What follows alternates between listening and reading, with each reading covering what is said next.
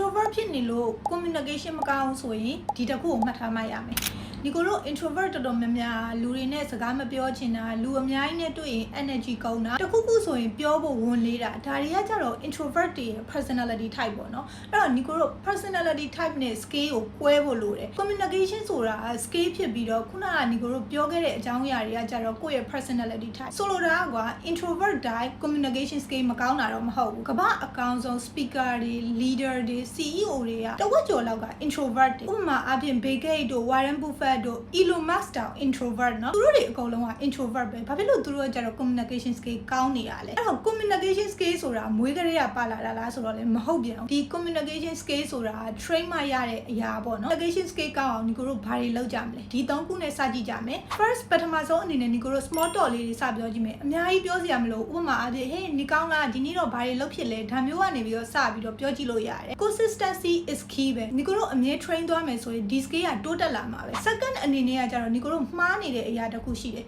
communication ကောင်းတယ်ဆိုတာကိုကတယောက်တည်းအမြဲတမ်းပြောနေတဲ့အရာလို့ထင်ခဲ့တာပေါ့နော်အမှန်တကယ်တော့ communication ကောင်းဖို့ဆိုရင် good listener ဖြစ်ဖို့လည်းလိုအပ်တယ်လူတွေကသူတို့အကြောင်းကိုသိချနားထောင်ပေးတဲ့လူကိုပို့ပြီးတော့သဘောကျကြတယ်အဲ့တော့ဒီကိုတို့ communication ကောင်းဖို့အတွက်ဆိုရင် good listener ဖြစ်မှရမယ်သူများအကြောင်းကိုသိချနားထောင်ပေးရမယ်ကိုကကြီးပဲပြောနေလို့မရဘူး။နောက်ဆုံးအနေနဲ့ကကြတော့ကို့အကြောင်းကို10မိနစ်ပြောနိုင်အောင်လုပ်ရမယ်။ဥပမာအဖြစ်ကိုကဘာလုပ်တယ်၊ဘာကိုစိတ်ဝင်စားတယ်၊ဘာတွေတော့လေ့လာနေတယ်။ဒါမျိုးကိုတည်တည်ချာချာပြောတတ်ဖို့အတွက်ကိုကအစတွေက trainer ရမယ်ပေါ့နော်။လေ့ကျင့်ထားရမယ်။အဲ့ဒါဘယ်နေရာမှာကောင်းလဲဆိုတော့ business talks တွေ networking event တွေသွားတဲ့အခါမှာကို့အကြောင်းကိုတည်တည်ချာချာလိုရင်းတိုရှင်းနဲ့ confidence ရှိပြောနိုင်လိမ့်မယ်။အဲ့တော့ဒီကိုတို့ဒီ3ခုကိုသာလုပ်ကြည့်မယ်ဆိုရင်90%သောလူတွေထက် communication skill ကပိုကောင်းလာလိမ့်မယ်။ဒီကိုယ်တိုင်လည်း introvert ကနေပြီးတော့အခု communication skill ကောင်းလာတယ်ဒီဟာတွေကိုလုပ်ပြီးတော့တကယ် effective ဖြစ်လို့ sharing လုပ်ပေးခြင်းဖြစ်တယ်အဲ့တော့ introvert တွေ communication skill ကောင်းအောင်ဘာသာအုပ်တွေဖတ်သင်လဲဘယ် podcast တွေနားထောင်သင်လဲဆိုတာကို Telegram channel မှာ sharing ထပ်လုပ်ပေးပါအောင်မယ်အဲ့တော့ Telegram channel ကို join ကျင်နေဆိုရင်လည်း Telegram မှာလူငယ် lab channel လို့ရိုက်ရှာကြည့်လို့ရပါတယ်ဒါမှမဟုတ်ရင်လည်းဒီကို map မှာ link လေးချပေးထားမယ်ပေါ့နော်အဲ့ link ကနေတစ်ဆင့် join လို့ရပါတယ်အဲ့တော့ဒီကိုတို့ introvert တွေအတူတူစူးစမ်းကြည့်လို့ရတယ်